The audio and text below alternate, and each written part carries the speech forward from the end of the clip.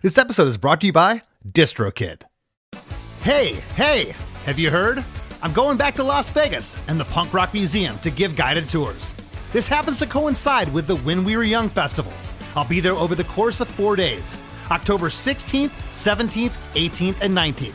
2 tours a day, one at 1:30 p.m. and one at 4:30 p.m. These tours will sell out. Space is limited, so grab your tickets now at thepunkrockmuseum.com. I got stories for days, and I can't wait to share them with you. So don't miss your chance to walk the halls of the museum and share punk rock memories with me. Head over to thepunkrockmuseum.com and get your tickets now. See you soon.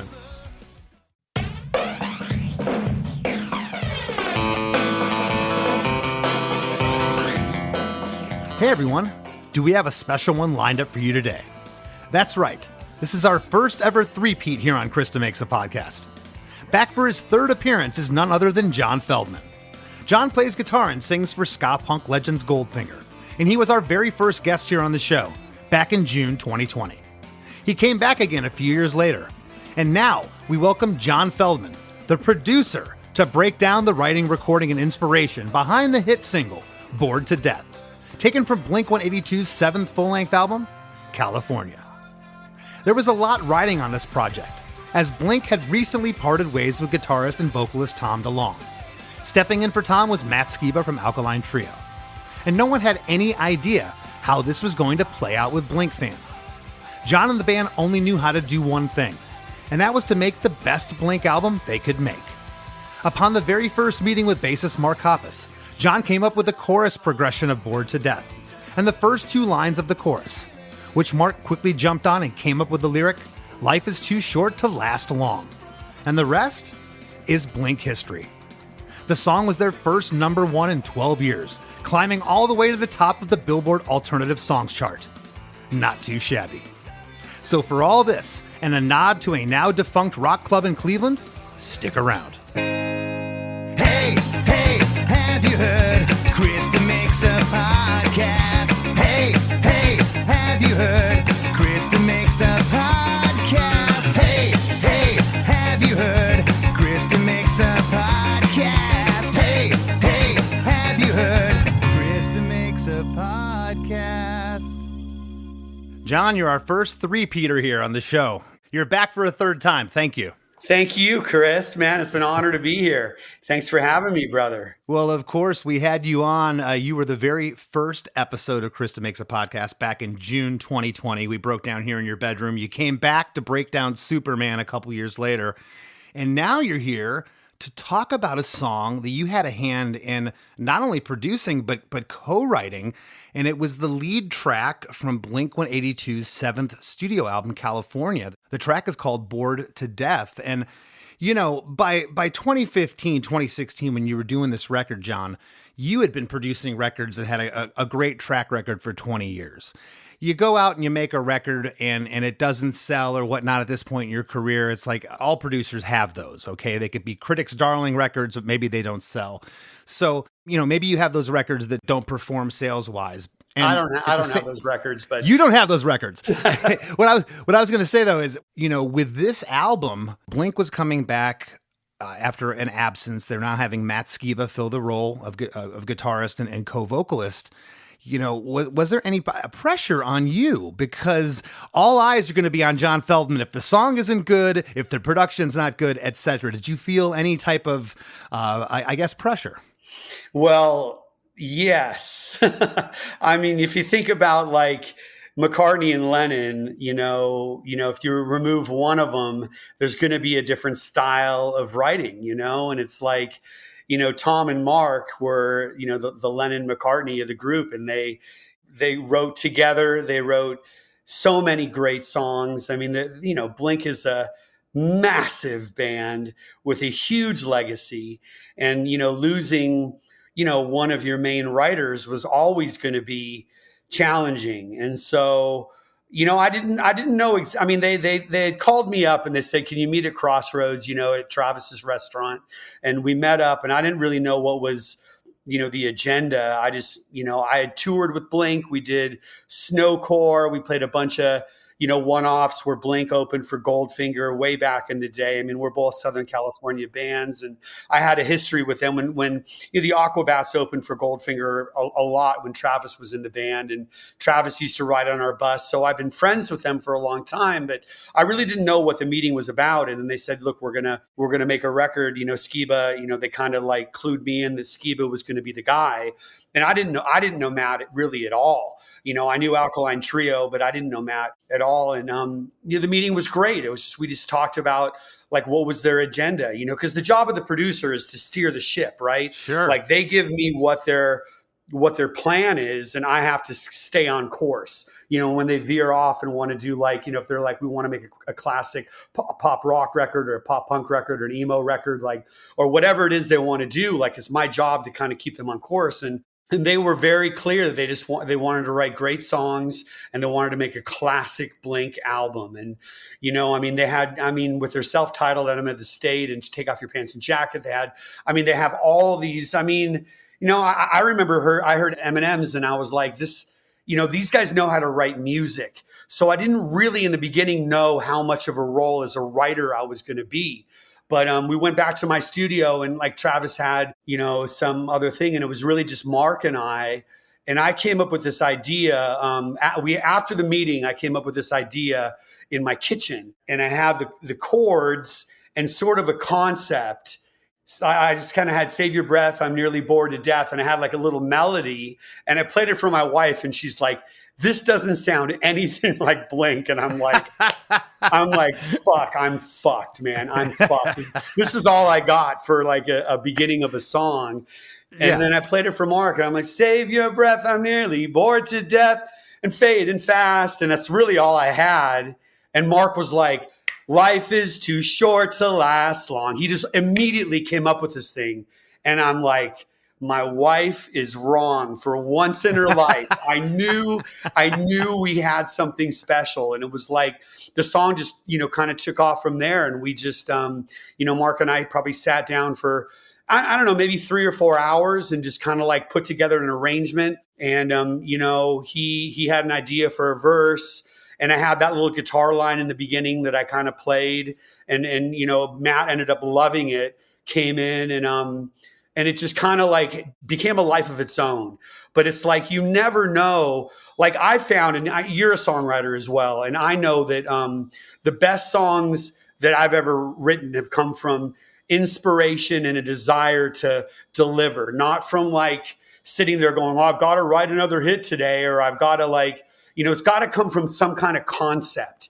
And so I have this, concept of like, no matter how big our lives are, because, at that point in my life was really big. And I know Mark's life, he's living in Truesdale, which is like the Beverly Hills of Beverly Hills. And he's got this massive life, this massive band that's, he's trying to figure out, how are we going to tour without one of our, founding members? And how is this going to work? And, they hadn't played their show, I don't think, at Soma with Matt yet, where the whole crowd was chanting, Skiba, Skiba, you know what I mean? That whole moment. Yeah. That happened, it hadn't happened yet. So there were so many question marks, and it was really it was a big task to take, and I was so grateful I was part of that album. That's awesome. You really summed it up in the past few minutes of what I was trying to say at the top. I was kind of long-winded about it, but there was a lot riding on this and a lot of uncertainty, and having them go play that show at Soma and the crowd chanting it, not to take anything away from Matt, he's a dear friend, but they weren't so much cheering, I think, for Skiba. They were cheering for Blink. They love the songs. The songs are bigger than any one person. I think that their fans were telling them at that point. This song topped the Billboard's alternative songs chart, becoming the band's first #1 in 12 years. And the elements of this song, John, as a producer, when things are convoluted and when you set out to try to do something like it has to be this way and we're going to copy this formula, you end up falling short. This track, I think everything you set out to do, it has all the elements of a Blink song, okay? You got the Travis going off, which we'll get into. You got the dual vocal thing. And you also have those deep elements that they started to get into on the self-titled record. The big echoey drums and those types of textures. Yeah. Travis is such an anomaly because a lot of times drummers, don't write, and Travis has become a legendary producer in his own right, through the years. And I feel like like anybody, like I don't want to take credit for anything. I just want to be a worker among workers, right? I don't want to be like, but I really feel like I helped guide Travis into this lane of production. I mean, me and him would sit for hours and hours, tweaking on hi-hat sounds, and like putting that flanger in the beginning of Bored to Death was like, an idea he had from the self-titled, and the idea of the halftime chorus and like having this drum and bass thing, we kind of came up with together, and he brought that song to life. And in the end, the song I thought was really great, and I thought we had something special. But when Travis got on it, it became a Blink song. It became the hit that it was. It was like to get to number one, to have a platinum album, to have a platinum single with the song. I mean, it's like 200 million streams. It's like to become this thing that at the time, it was just two guys, Mark and I sitting in a room, just Lennon and McCartney, like, what do you got? I got a guitar, you got a guitar, face to face. What do we got? How can you beat this? And, there's an echo staring at, like, he just came up with these lines that I'm like, he's such a genius. He's such a smart writer. The guy reads so much, and he's just so smart. And I don't consider myself like an intellectual. I'm kind of like a garden variety writer, where it's like, if I feel something, I know we got something special, where he really goes into his mind and makes it something so much different than I would. And that's the idea of collaboration, where like, I can write songs. Like, I have my own band to write my songs. But it's like when it comes to collaborating, like there's something magical that happens when you add a second, third, and fourth element. With Skiba wrote the whole second verse, and he's just like, he just came up with these ideas that were like, there's what was it? There's a stranger staring at the ceiling. Rescuing a tiger from a tree.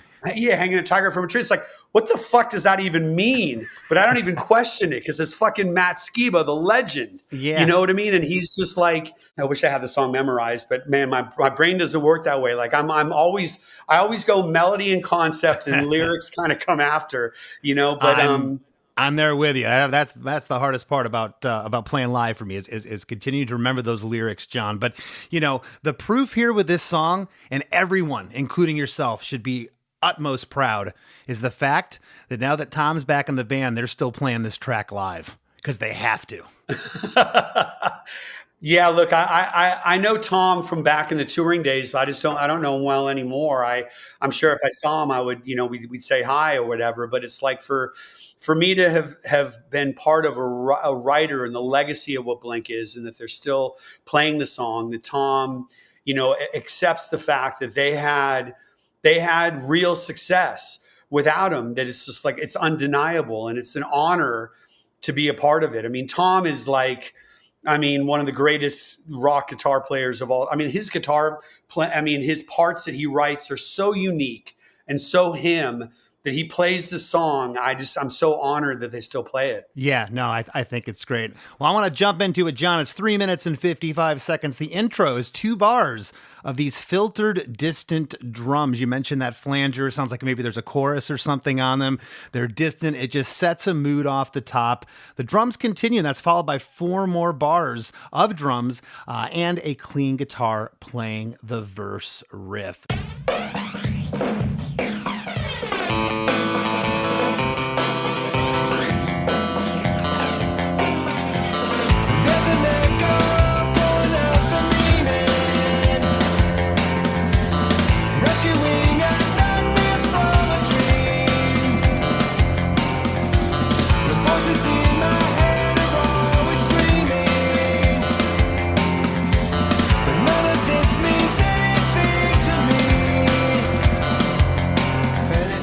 There's an echo pulling out the meaning, rescuing a nightmare from a dream.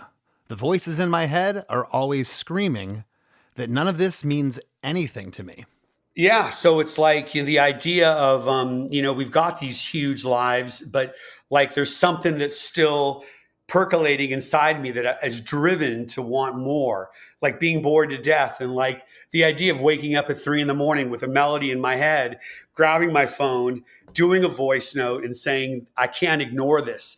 No matter if it's 3, 4 a.m, I've got to put this down. Like the idea that we have to like take life when it comes. And inspiration is such an interesting thing because the universe is endless. You know, whatever connects us to the higher source above us, like that thing that, you know, I heard Deepak Chopra speak once, and he was like, you know, our thoughts aren't stored in our minds. Like our minds are just transmitters and receivers for this higher energy. And for me to convolute that with any overthinking or like thinking that I know anything, it's just ridiculous because I've got to take that inspiration when it comes. And I think for me, that's what that first verse translates as, you know, rescuing a nightmare from a dream is like waking up and being like, I've got to go into this moment now. Yeah, that's all good stuff there. At the end of each line here, John, on meaning, on dream, on screaming, and on me, the last me there, we get an echo on each one of those. Big, cool spatial delays in these vocals. You remember back in the day, punk bands didn't have, I remember, I want to say it was like I don't know, it was a Misfits record or someone. People are complaining, oh, too much reverb on the vocal. That's not punk rock, you know? And at some point, it became a thing to really produce vocals. And you've gotten really, really good at it. The vocal here, that was one of the things that really caught me off the top of this song when I first heard it, was how big the vocal sounded and just how the clarity of the vocal. It's a pop vocal sitting on top of a punk song. Yeah, thank you, man. I set up a really good rough mix for Neil Averon, and Neil's my all-time favorite mixer, and he really took it to the stratosphere, what he did with kind of my initial throws and all the stuff that I did. But, you know, the Telefunken 251 is my favorite Mark Hoppus mic. He just sounds so clear and so present on this vintage. It's the Bruce Springsteen microphone. And Mark has an aggressive voice, but it's also got this like warm tenor to it that I think that microphone really captured his vocal. And those vocal throws were definitely on purpose to fill up space. I didn't want to step too much on Travis's drum and bass thing, but I felt like it really made the song, it pushed the song forward in the verses. I don't know how you pick what that guy plays. I mean, he's going to give you 10 takes that are killer, and now you got to weed through it. I mean, it would it would drive someone with my head absolutely crazy. The drums fully come in here on verse 1 along with the bass and another clean guitar. The drums, and I wrote in my notes, John, they're kind of like trip hop break beat type grooves that he plays. It's a very different approach to this type of music, and it really came to life on that self-titled album. And you followed through with that here. Absolutely love it. It sounds like Mark's vocal here is at least doubled, and is there an octave lower of him tucked in the mix? Yeah, Mark he can sing with such range, and it is interesting. Like I'll do 10 takes of Mark, but the more he gets into it, the better the takes get. So it's typically the last 3 or 4 that I'll comp from, you know, when it comes to his vocals. But I mean, not just because he's a good friend, but I mean, I really do think Travis Barker is the greatest drummer of all time because he can do so many styles and he's had so many influences in his life. I mean, I don't know if Bill Stevenson's his biggest influence, you know, or Stuart Copeland, but hip hop is such a big thing for him. You know, he's such a hip hop head, and it's like he brings that into this song, which a lot of punk drummers, you know, they can do 1 or 2 things. I mean, you know, Josh Freese is a legend. I mean, all these guys that played in all these punk bands back in the day are such legends, but Travis can do so many different styles,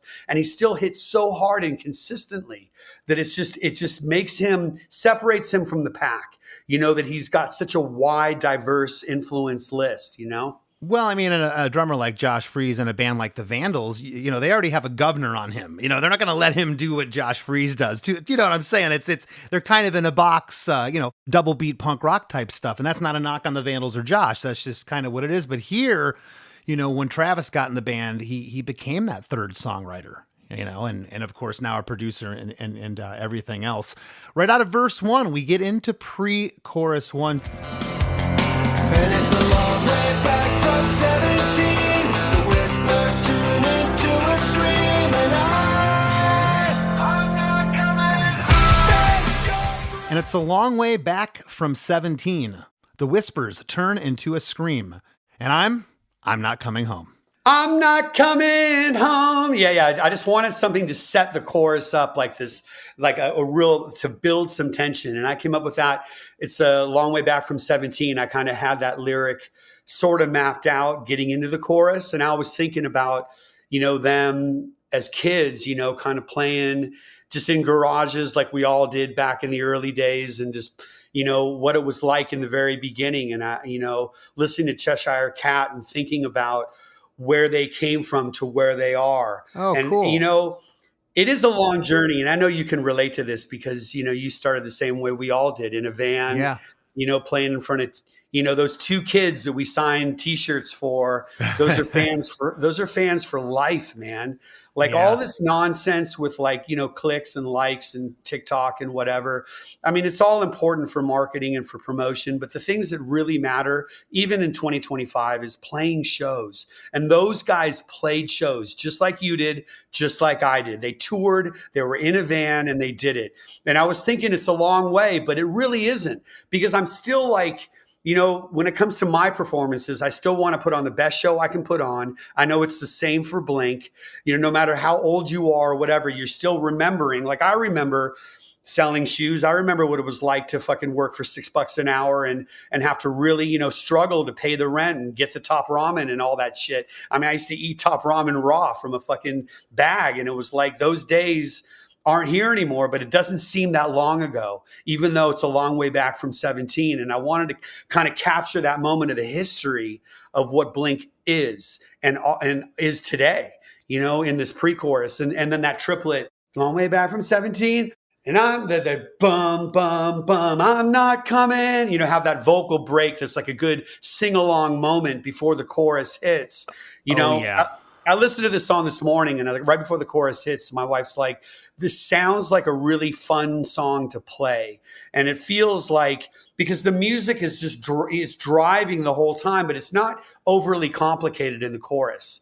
There's really 4 chords, and it's like really simple, but it sets up that melody, that triplet, save your breath, I'm nearly, into that hook that just makes it so singable. No, it's great. And you used the term, the word simple a moment ago, and Hoppus' songs are simple. They really are. The hooks, but it's what he builds around it. And then he just nails the hooks. I've always said that about Mark's songs. He finds the hook and he really, really runs with it. We get harmonies on everything here in the pre-chorus. Lots of cool stuff. The drums break to hi-hat and side stick snare hits, and sporadic kick drums come in on the second half. Bass and guitars are here. The harmony vocal is pretty loud here, John. It's panned off to the right. And on the last line, on "And I'm," there's a fun little funky bass guitar slide that happens there.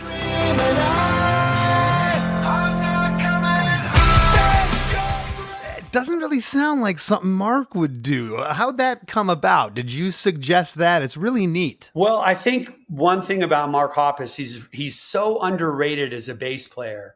And, Jerry Finn had set up his bass. He had reversed the pickups. So when he downplays on the pick, you really hear the grit of it on his bass guitar. And it's like, I was just saying, like, all I suggested is do like a Mark Hoppus special on this part to really slot, do something that's like unique and different. And he came up with those thirds on the D and the G string, to kind of like set it up. But that was all Mark, man. I mean, he is like a magical fucking bass player, man. It's like so underrated because people think about Mark for his voice, for his songwriting, for his sense of humor, all these great things that he has. But his bass playing kind of goes unnoticed a lot of times. And I think on this song, especially, like there was they do these things on Instagram where they'll play, they play this drummer and bass player a song they've never heard.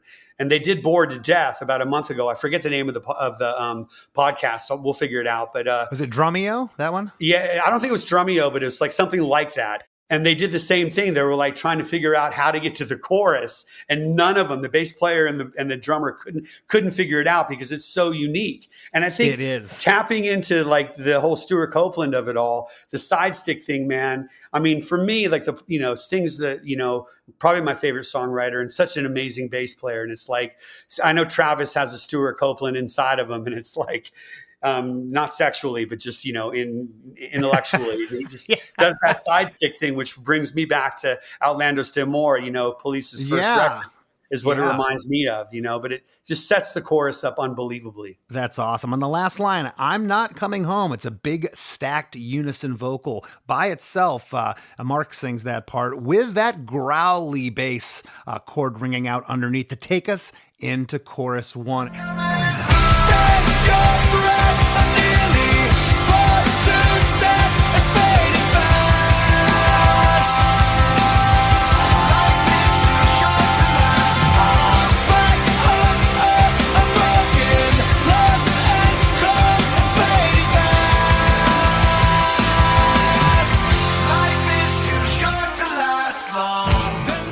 Save your breath. I'm nearly bored to death and fading fast. Life is too short to last long. Back on earth, I'm broken, lost and cold and fading fast. Life is too short to last long. I feel like life is too short to last long is the hook. I mean, that's like the tag of the song. For me, it's the most memorable part of the song. And memorable, whatever the fucking word is. I was just like, when he came up with that, I'm like, we really have something special here. And it's like the idea that because I don't know about you, but time goes by way faster the older that I get. And the idea that, I started Goldfinger in 1993 and that we're in 2025, we're still playing shows. It just, in some ways, it doesn't feel that different or that long ago. But, I work with kids all the time that are born in the 2000s, and they're, the 90s to them was like the 60s or 70s for me.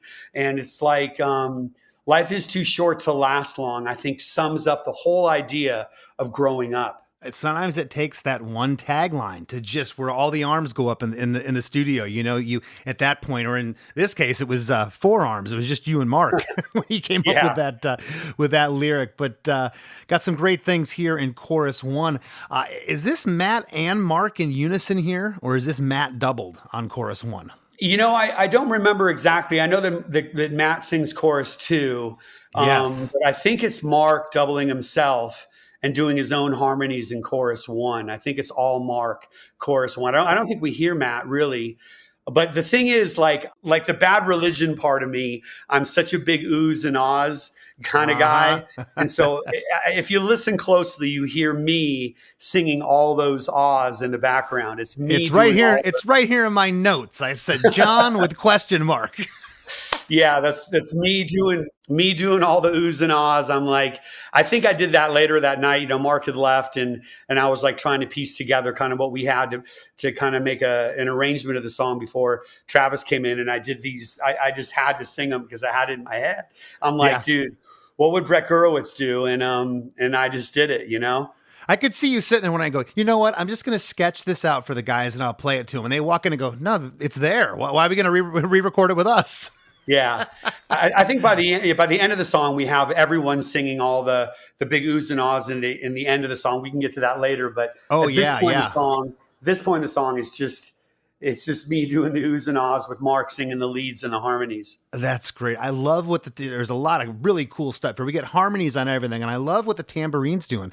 The tamborine's doing hits on every bar until we get to the back half where it starts to open up, and just what that does against the snare is amazing. On the second line, bored to death and fading fast, and life is too short to last long, we get those vocal pads John was just talking about, panned left and right here. Drums, bass, and big stereo guitars are all in here, all playing this chopped up rhythm that feels so urgent against Travis's kick drum. Yeah. That's what gets me about this chorus, is it feels like it's a runaway train just hammering you with this urgency, but this vocal's kind of sitting back here. It's a really cool dynamic. Yeah, there is a dichotomy of the drum and bass thing in the verses, and then the straight ahead side stick in the pre going to a halftime in the chorus. It just really makes the chorus open up huge. But it wasn't like a simple like boom, save your boom, boom. It was like do do do do ga do do do do do do. You know,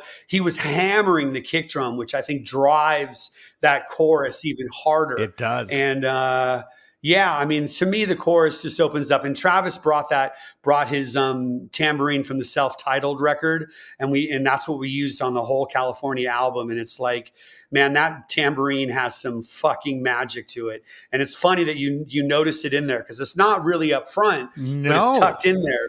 It's tucked in, but it just makes the song. I mean, there's a pop energy to the song that you mentioned that definitely happens. I mean, it is a classic kind of, intro verse pre-chorus structure of a pop song. But I mean, with those guys playing it, it's definitely like a rock song without question.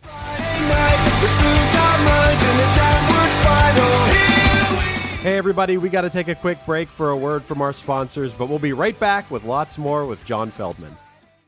Looking to elevate your music career?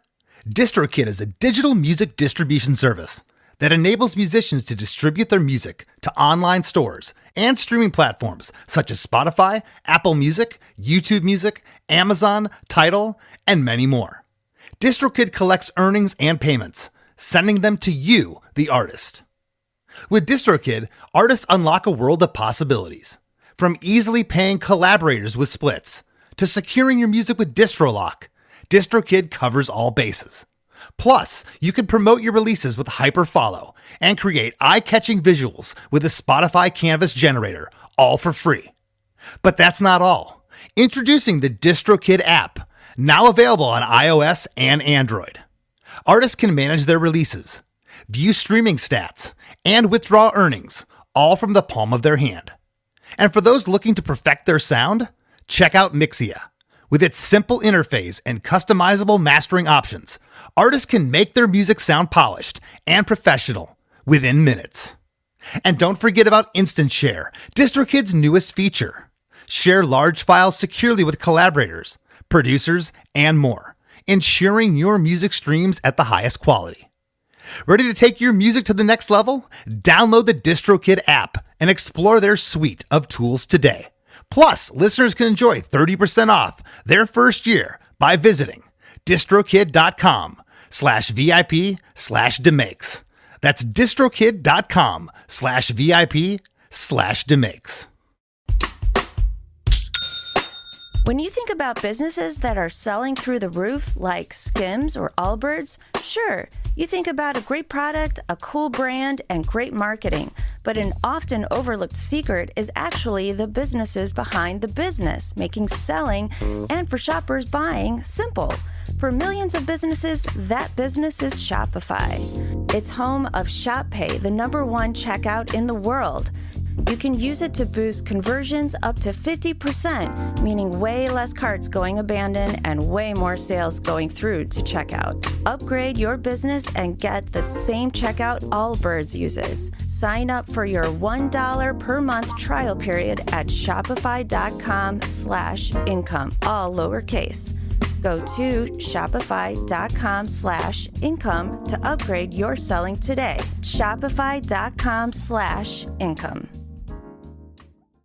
At Blinds.com, it's not just about window treatments. It's about you, your style, your space, your way. Whether you DIY or want the pros to handle it all, you'll have the confidence of knowing it's done right. From free expert design help to our 100% satisfaction guarantee, everything we do is made to fit your life and your windows. Because at Blinds.com, the only thing we treat better than windows is you. Visit Blinds.com now for up to 50% off primetime deals and free professional installation. Rules and restrictions apply.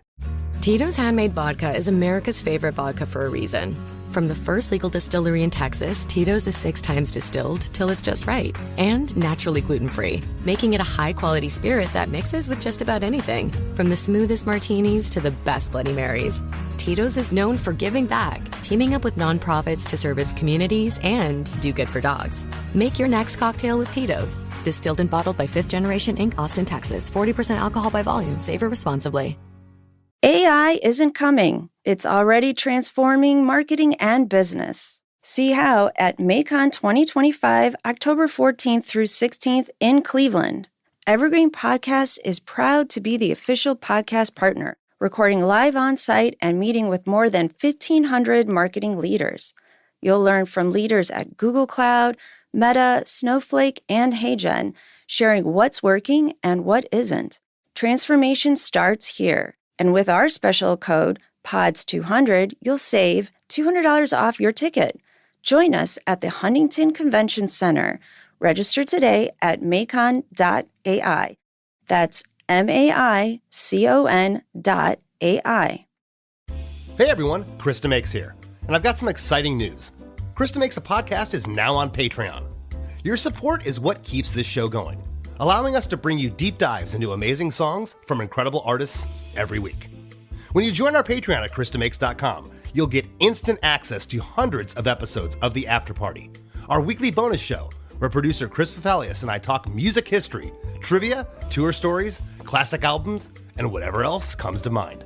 Plus, you'll get early ad-free episodes of Chris DeMakes a Podcast, unedited video versions of each episode, and, of course, a brand new episode of The After Party every single week. If our show brings you a little joy, help us keep it going strong for just a couple bucks a month at chrisdemakes.com. Not ready to commit? No problem. You can sign up for a free membership while you decide. Thanks so much, everyone, and I hope to see you all at the after party. Like from the worst of times we ever had. Think of a punk rock band. And now, back to the show. Well, and let's go back to 1999 with All the Small Things when they had that high synth running in that track at the bridge.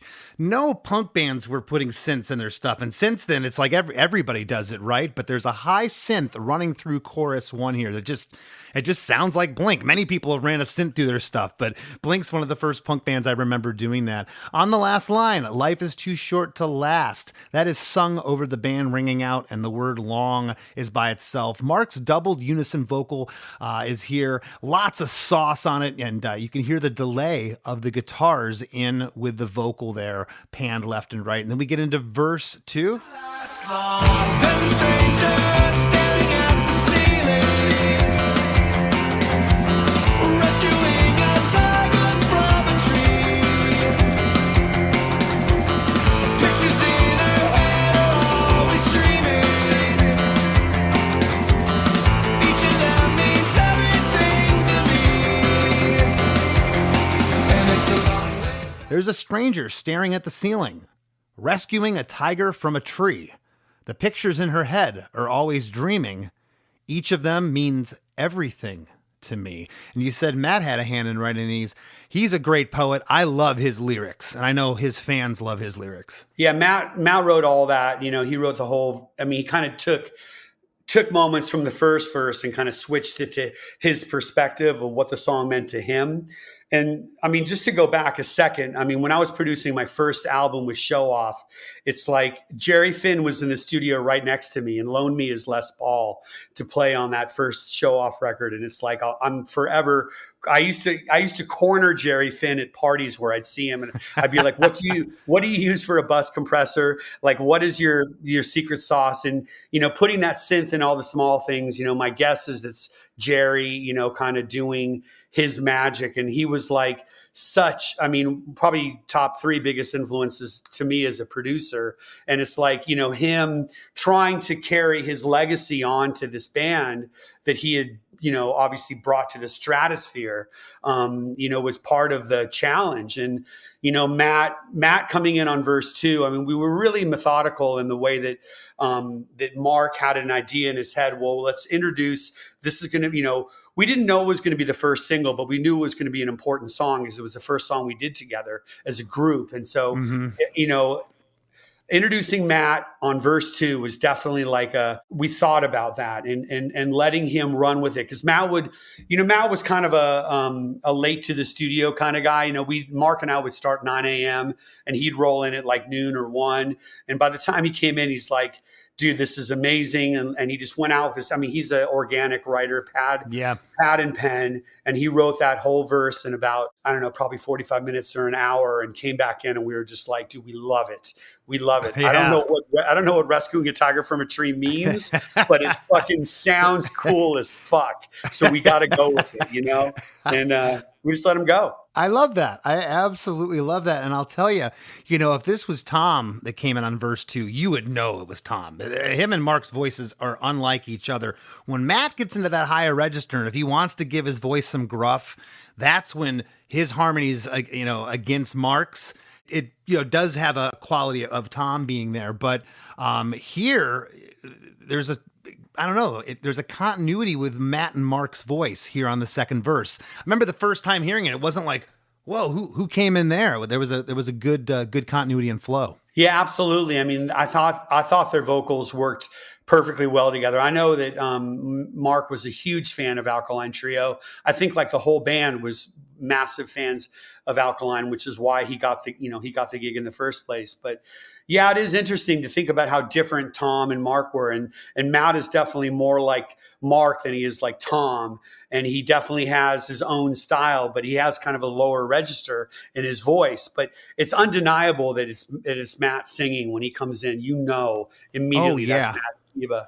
One of the sweetest guys I've ever met. This guy, Matt is like, just the easiest to work with, and just open to ideas, and always creative, always coming up with something that was going to add to what we had going. He was just so easy in the studio. I love that. Well, we get the same overall instrumentation in verse 2 here as verse 1, but Travis is a little more wide open here. Joining the drums, bass, and clean guitars are a pair of slightly overdriven stereo guitars playing eighth note palm mutes. I love that. That's just really, and I listened to this verse a couple times and I was like, why is it different than the first verse? Because everything's the same. Like, and then, okay, there's the stereos. And I went back, compared it A, beat it with the first verse. We also get echoes on ceiling, tree, dreaming, and me, all the last words of verse 2. And then we're into pre-chorus 2, the same instrumentation and lyrics as pre-chorus 1. But those overdriven stereo guitars from verse 2 that we were just talking about are now strumming out chords, following the chord progression, and the drums are playing a cool tom fill type groove. On "and I'm," we get this dun dun dun on the toms there that is not present in pre-chorus 1. And on the last line, "I'm not coming home," we get a really cool drum fill this time. And it's a long way back from 17. The whispers turn into a scream, and I'm not coming home. And let's talk about the lyric on pre-chorus 2. Was there any thought of, hey, mate, let's bring in some new information here? You wanted to run with this lyric? Because I don't know how much stronger you're going to get than "and it's a long way back from 17." Yeah, I think that when you packed as much information as we did in the song, we wanted to keep something that's singable. And it goes back to the Beatles, the idea of like hook after hook after hook. And I wanted the pre-chorus to be singable. Matt went out, said, I don't think I want to change anything in this. And it was kind of his idea to leave it parallel to the first pre-chorus. Great. But I don't know about you, but Mike Ness is probably my favorite, guitar player of all time. I mean, Social Distortion influenced me as much as the Police did. And it's like the idea of a Les Paul through a Marshall, and it's like, and the palm mutes, like I played the palm mutes in the second verse because, Charlie, my guitar player, always says, you've got a really good right hand, which I think is a backhanded way to say you're a pretty mediocre guitar player. But it's like, I know how to do palm mutes, as good as the next guy. And it's like, I wanted to play guitar on that second verse, add that kind of like make the song build and build and build. And then I'm a huge fan of the breakdown, to have that moment. And that's what the pre-chorus is. The last chorus kind of does break down, but the pre-chorus really is the breakdown of the song. And the toms were all Travis. Travis is a one-take guy. Like he'll listen to the song maybe twice and then play it as a whole. And I'll maybe have him track it 3 times and I'll maybe comp some parts. but he just went into the toms the first take on pre-chorus 2, and I'm like, this is it, man. Like, this is it. Like, there was no question that made the song build into chorus 2 in a different way than it did chorus 1. I love that. Well, chorus 2, okay. Again, you talk about that song building, John. It's nearly identical to chorus 1, except those ahs panned off left and right. They're louder here than chorus 1. The synth is also noticeably louder to these ears, and again, that just goes with building the track. Although I think a moment ago you said that this was Matt singing chorus 2. This sounds more like Mark, and Matt's voice is tucked a little bit underneath. I could be wrong, but I know that we introduced Matt in chorus 2. He may be doing the doubles and the harmonies in this one. Matt has a higher register, so the high harmonies are typically Matt when we would hit a chorus. And so this could probably, you're probably right. It's both of them in there at the same time singing this. We wanted to build the song, obviously. We wanted to make it grow. And, chorus 1 is huge, but chorus 2, how do we make it bigger? And like you said, the synth, louder ahs, and adding Matt to the vocals, definitely made it bigger for me.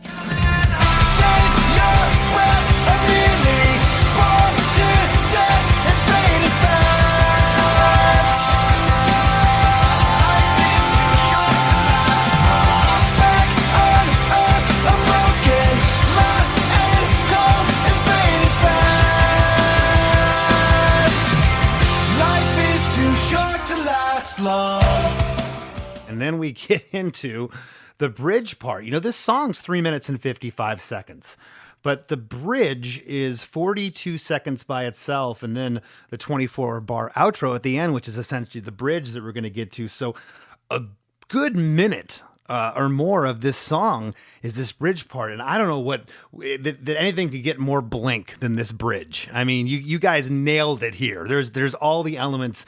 We get these unison OOOs that happen at the very top before Mark comes in singing over those. Drums, bass, stereo guitars, the high synth, all in here. The high synth is more playful, John. It's not just hitting those one notes.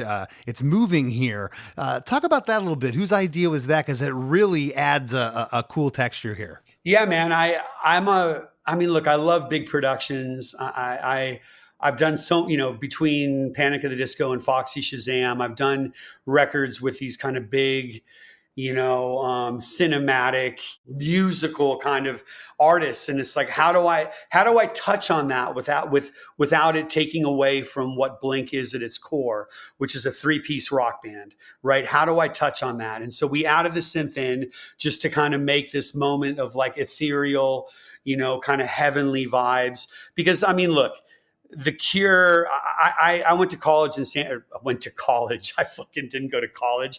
I fucking drank like a motherfucker in San Diego. But 91X played The Cure, I want to say arguably every third song.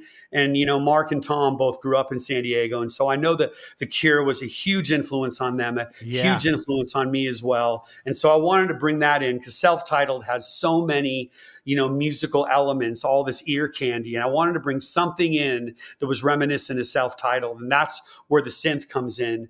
It is interesting to think of a number one alternative radio song that's almost 4 minutes long, in 2015 is kind of unheard of.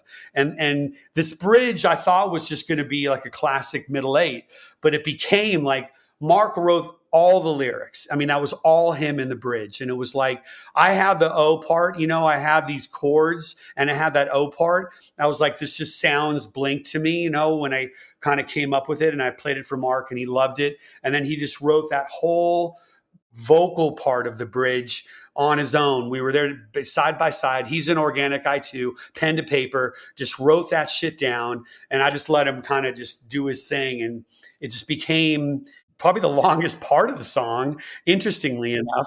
And it just became this moment of itself. It is, but it doesn't feel like it's too much. It doesn't bum me out. And man, when Mark comes in and starts singing, it doesn't get more Blink than that. It's just like, We straddle the line as artists, John. You know, we want to, not make the last record we made, but if you go too far left of center, it's the old catch-22. You can't win with some people. Oh, they changed, or oh, they made the same record. But this sounds like it could have been on any Blink record, and I think that's a home run. I think it's really cool. All the OOs we talked about, they're all stacked here, kind of like a gang in unison until the second half of the bridge. They come in with harmonies. Man, when the harmonies come in on those OOs, that's like full goosebump moment. Sure to last long.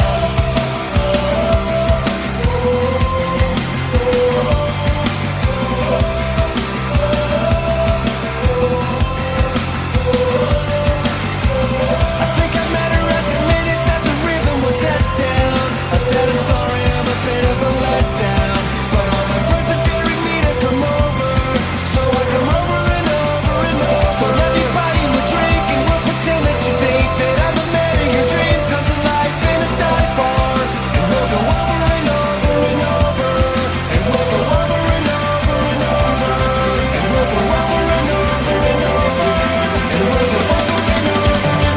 Save your breath, I'm nearly. I think I met her at the minute that the rhythm was set down. I said, I'm sorry, I'm a little bit of a letdown, but all my friends are daring me to come over, so I come over and over and over. So let me buy you a drink and we'll pretend that you think that I'm the man of your dreams come to life in a dive bar. And we'll go over and over and over, and we'll go over and over and over, and we'll go over and over and over, and we'll go over and over and over. On the last two lines, that synth gets audibly louder in this big classic Travis snare drum roll with the synth flutter there. It reminds me of the end of All the Small Things before they go in to the last chorus. However, when we go into the last chorus here, the bottom drops out, and that makes it not sound like that song, but it does hark back to that. I love it. Yeah. Thank you, man. I mean, Travis did all that. I mean, he knows that he can't rip himself off every song, and he knows that there has to be some thread that connects the Travis Barker style. And he did that whole kind of cadence snare thing on his own. He was like, I think we need to build up the bridge at the end, build it and build it. And you think it's going into this big last chorus, but then everything, like you said, the bottom drops out and it just becomes a breakdown chorus. But, I think the idea of, coming over and over and over is like this little sassy tip of the hat to like sexual innuendos. And it's like, Mark always has something in the back of his head about like, whatever, the Kiki Rabbit Club or whatever the fuck he's thinking of. It's like, he just like does these crazy, lyrics. And it's like, he's a funny fucking guy. Oh, Mark's one of the funniest people I've ever met. I've gone on record saying that many times. He could have been a comedian, in my opinion. You mentioned that line, the coming over and over. That's classic Mark, but I was surprised he wrote the next two lines. Mark is, never drank as far as I've known him for 30 years. But the line, so let me buy you a drink and we'll pretend that you think that I'm the man of your dreams come to life in a dive bar. I wouldn't necessarily think that Mark would have written that. It's an interesting lyric. Where did that come from? Do you know? It's all, that's all him, man. I think we were thinking about being 17, it's a long way back from 17, and the idea of kind of the trajectory of how life kind of just unfolds itself if you're willing to get on the ride, but you got to show up and do the work. Like they say, you can't lock yourself in a closet and pray for a sandwich. You got to go make the sandwich. Like you've got to make your own dreams come true. You've got to do the work. And Mark has always done the work, and he showed up. And I have no idea where he came up with that line. I mean, he wrote that shit in his fucking little book of magic. And it's like, to me, it's just because as an ex-problem drinker, I was just like, I mean, it makes perfect sense to me, make your dreams come through in a dive bar. It's like, that was me back in the day. So I relate. Yeah, we've all been there. Well, chorus 3, it's just another chorus. I say it's just another chorus. We don't hammer the chorus here. We don't double it. We don't triple it. We get into this outro we're going to talk about in a second, but we get one more chorus here, nearly identical to the other ones. A couple changes here, and that's right off the top. We get this big lead vocal, "Save your breath. I'm nearly bored to death and fading fast," but it's just with a lone guitar. This guitar is nasty sounding. It's distant, but there's a weird clarity to it, and it's I almost feel like it could have been louder, but if it was louder, the vocal wouldn't have worked. It's cool. Save your breath, I'm nearly born to death and fading fast. Life is too short to last. I'm back on earth, I'm broken, lost and cold and fading fast. Life is too short to last long. Yeah, I think I want to credit Neil Averon for this for the whole mix, but this section of the song he really brought to life. Like I used an SLO 100, a Soldano head. I used my Ernie ball in the neck pickup position, and it just, to me, it's a little edgy, but it's still really clear. You can hear everything. And I just, I wanted it to be, I didn't want it to step on the vocal. I wanted it to be like a sing-along part. And I always think, like when I'm writing music, like what is the crowd going to want to sing back to me?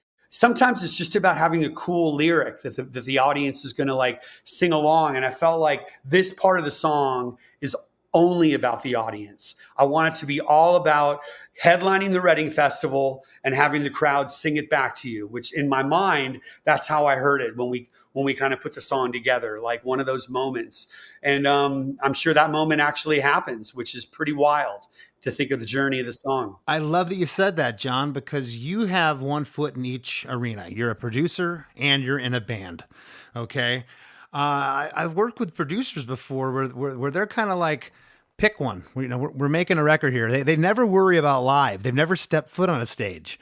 They never think about those, the crowd's really going to sing this part. And I've made mention, like, we should have a sing-along for the crowd. They're like, we're making a record. This isn't for the crowd. And you're the complete opposite of that. And I kind of follow your thing with it. I'm a performer. So, sometimes when I'm writing, I'm like, oh man, this is going to, in your heart, you feel it's going to work great in front of a live audience. Yeah, man. I mean, having the experience of, 20 years touring in Goldfinger before I really had, my breakout success as a producer with the Used, or maybe 10 or 15 years touring. It's like, the idea that you're going to get, a foot fungus at Peabody's in fucking Cleveland, like having that information in my mind can be helpful when you're working with a band that's also been in the shower at Peabody's in Cleveland. I don't even know if that club still exists. It doesn't, but oh my God, I unfortunately remember the shower. It's like a scene out of The Exorcist.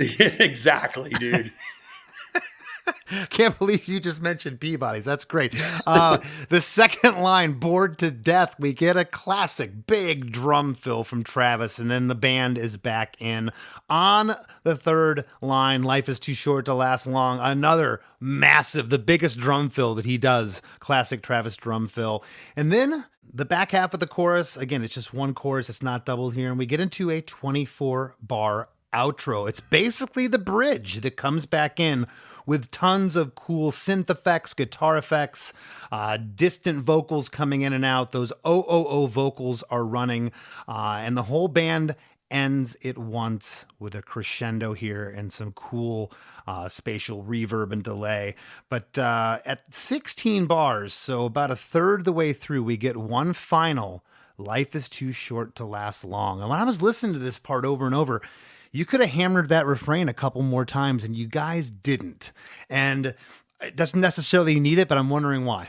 I think in the end, like that tag is so special. And I felt like I just felt like it's enough on its own that we didn't need to repeat that as a 4-bar refrain at the end of the song. I felt like one was enough to just kind of be reminiscent of the end of the chorus. And that tag to me, like I said earlier, is my favorite part of the song. It came out of Mark like stream of consciousness. Like literally what I remember when I have those chords to the chorus and I sang them the beginning of that hook, it just came right out of him. It wasn't like planned or written down. I don't know if he had this phrase in his head, but it just happened. And I wanted it to be special. I wanted the end of the song to remember where the chorus was, but not be overkill. That was my idea for the end. And I just, the bridge to me was, again, such a big moment, I thought, for the audience, that I wanted it to come back and be another sing-along moment. But, these days, I don't know about you, but when I'm writing songs, I'm thinking, how do we keep it under 230? It's like people's attention spans are so fucking, and we weren't thinking in that kind of mathematical way back then. You know, we were just thinking, how do we write a great song? And that's what this song ended up becoming, is like you said, a 3-minute, 51-second masterpiece. And it's one of my proudest works I've ever been a part of.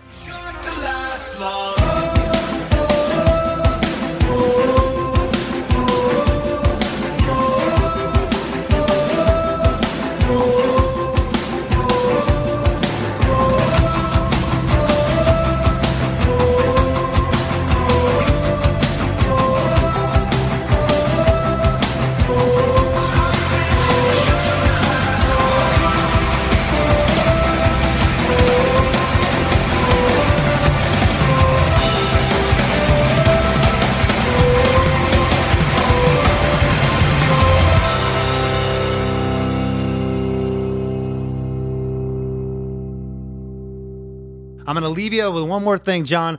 Hypothetical.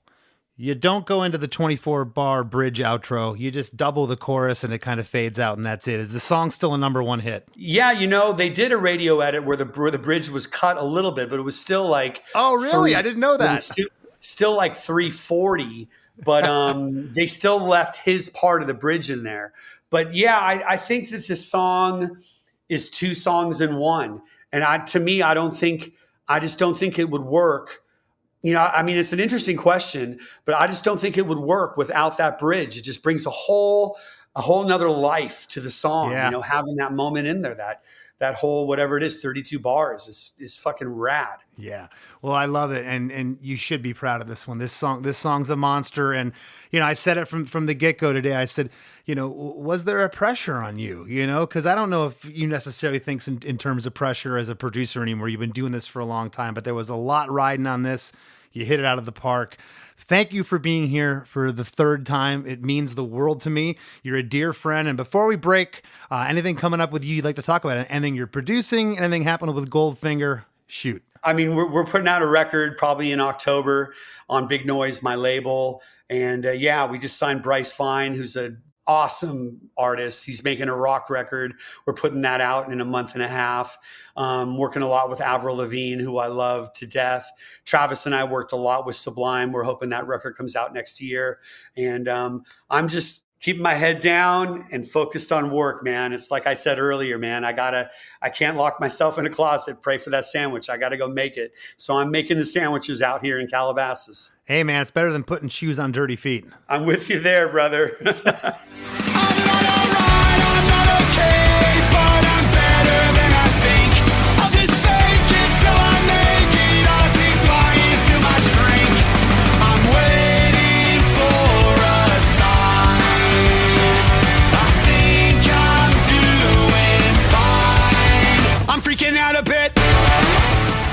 John Feldmann is always an awesome guest here on Chris DeMakes a Podcast, and I hope you all enjoyed that conversation. If you didn't hear his past episodes about Here in Your Bedroom and Superman, scroll back and check those ones out too, because they are awesome. But don't go anywhere. We got lots more Chris DeMakes a Podcast coming right up after a few words from our sponsors.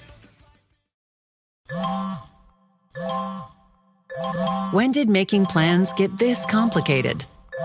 It's time to streamline with WhatsApp, the secure messaging app that brings the whole group together. Use polls to settle dinner plans. Send event invites and pin messages so no one forgets Mom's 60th. And never miss a meme or milestone. All protected with end-to-end encryption. It's time for WhatsApp. Message privately with everyone. Learn more at whatsapp.com. This episode is brought to you by State Farm. Listening to this podcast? Smart move. Being financially savvy? Smart move. Another smart move? Having State Farm help you create a competitive price when you choose to bundle home and auto. Bundling, just another way to save with the Personal Price Plan. Like a good neighbor, State Farm is there. Prices are based on rating plans that vary by state. Coverage options are selected by the customer. Availability, amount of discounts and savings, and eligibility vary by state. Upgrade your laundry routine with a durable and reliable Maytag laundry pair at Lowe's. Like the new Maytag washer and dryer with performance-enhanced stain-fighting power. Designed to cut through serious dirt and grime. And what's great is this laundry pair is in stock and ready for delivery when you need it the most. Don't miss out. Shop Maytag in-store or online today at Lowe's.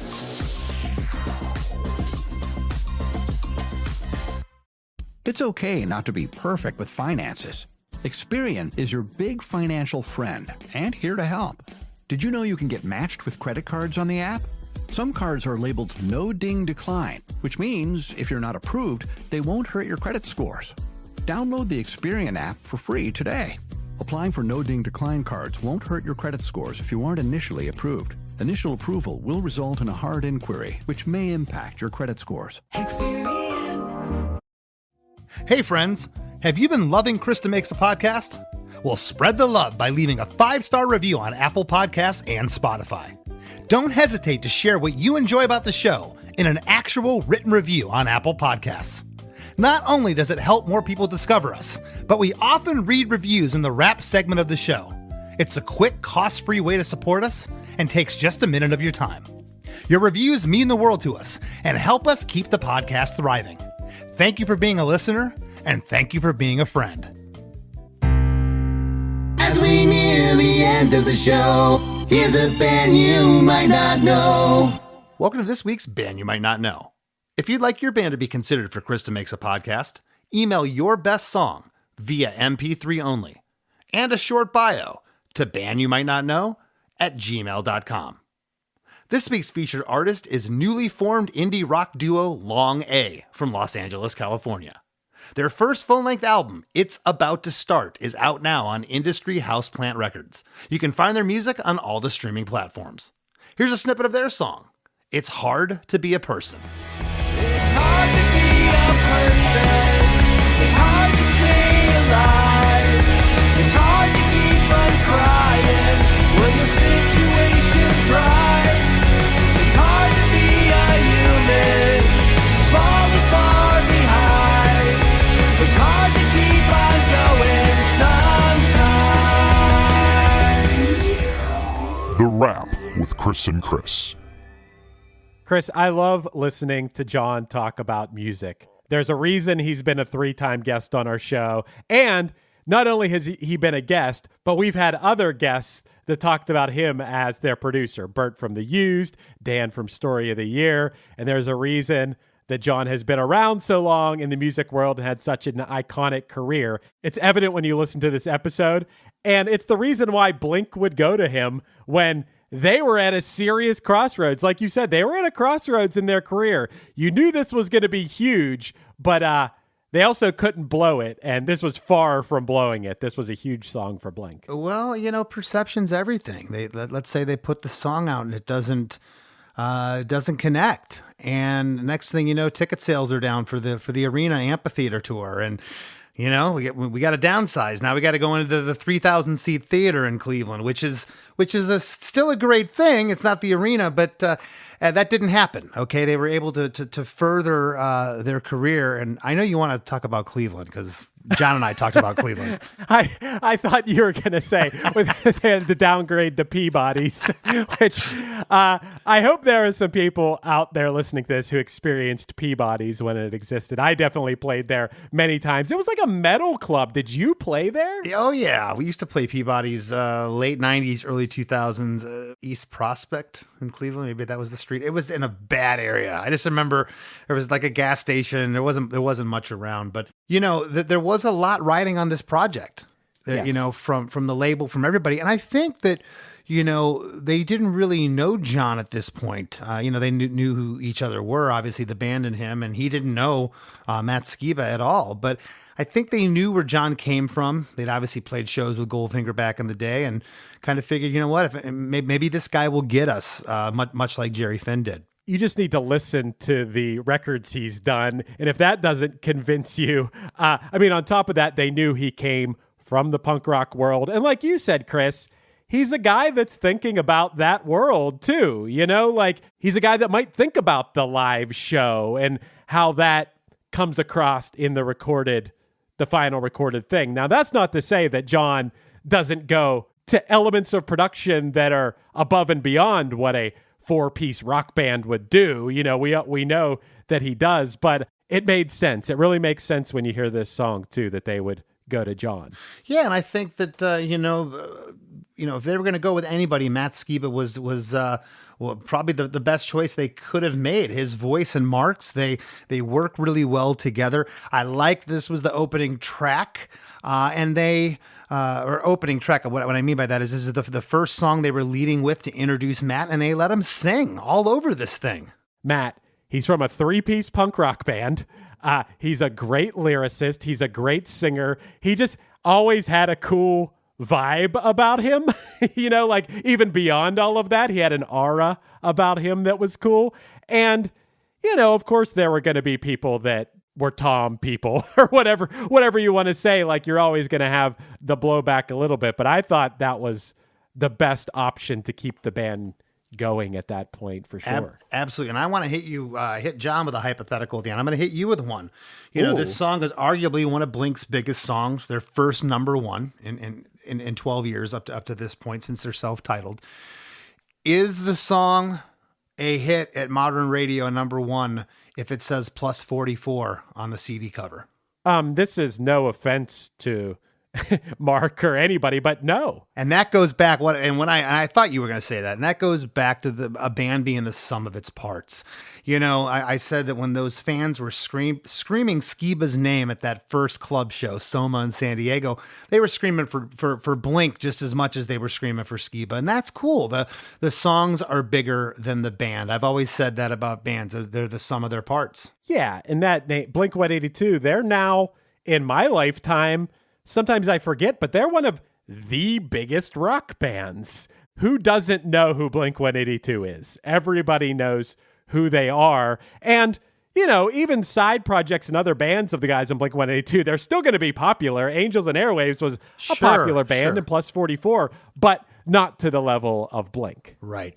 And, as much as I think Chris DeMakes a Podcast should be a household name, Chris, it just isn't quite yet. So everyone out there, tell your friends, tell your neighbors about the show. Let them know. And while you're at it, you can also head over to chrisdemakes.com, which hosts our Patreon, and you can join and support us for $5 a month, maybe $10 a month. If you're feeling generous, you get bonus episodes of the After Party with Chris and I and all kinds of other goodies. So head over to chrisdemakes.com and keep those 5-star reviews on Apple Podcasts coming. I know Chris has a review. I can see him just getting ready to unleash it. I can't wait to hear the screen name this time. Always. Yeah, I don't know if this one might be Blink related, actually, Chris. It's by coincidence. This one is from Damn It, Liz. So I don't know if it's a Blink reference. I would assume. Damn it, Liz.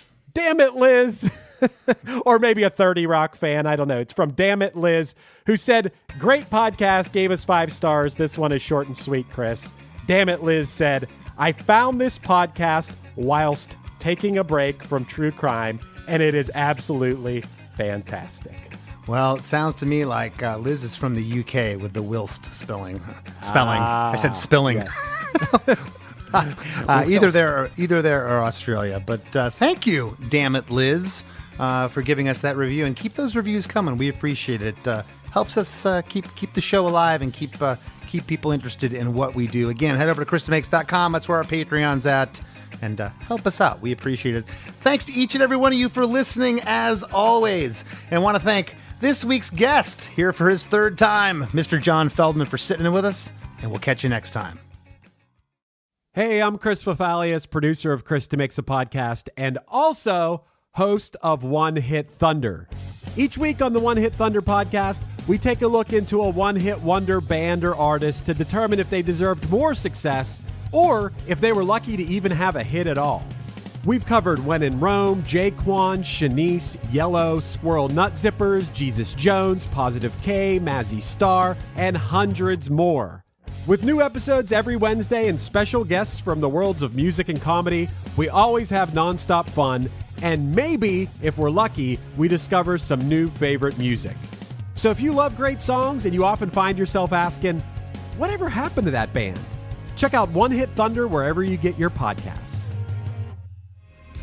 If you're a band, artist, record label, or business looking to get your message out to a passionate audience of music lovers, consider advertising on Chris DeMakes a Podcast. We'd love to help you connect with our listeners in a meaningful and authentic way. Just drop a line to my producer, Chris Fafalius, at chrisfafalius@gmail.com. That's Chris, Fafalios @gmail.com. If our listener base sounds like it might be a good fit for you, reach out and we can talk rates and discuss the best way to effectively get your message across. Doug. Here we have the Limu Emu in its natural habitat, helping people customize their car insurance and save hundreds with Liberty Mutual. Fascinating. It's accompanied by his natural ally, Doug. Limu? Is that guy with the binoculars watching us? Cut the camera. They see us. Only pay for what you need at libertymutual.com. Liberty, liberty, liberty, liberty. Savings vary. Underwritten by Liberty Mutual Insurance Company and affiliates. Excludes Massachusetts.